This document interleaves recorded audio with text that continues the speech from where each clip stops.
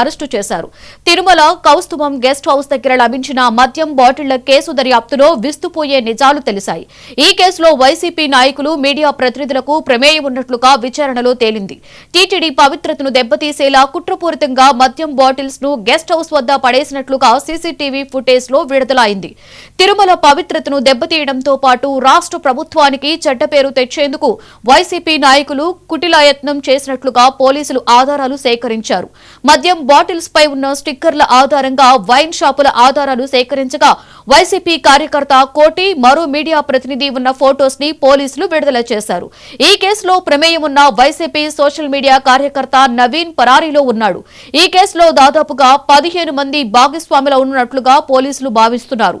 కోట్లాది మంది భక్తుల మనోభావాలను దెబ్బతీసే విధంగా తిరుమలలో మద్యం కలకలం, టీటీడీ ఘోరంగా విఫలమంటూ సంచలనం కోసం కుట్రదారులంతా కలిసి వ్యవహారం నడుపుతున్నట్లుగా దర్యాప్తు అధికారులు నిగ్గు తేల్చారు. మరికొందరి కోసం తిరుమల తిరుపతి పోలీసులు గాలింపు చేపట్టారు.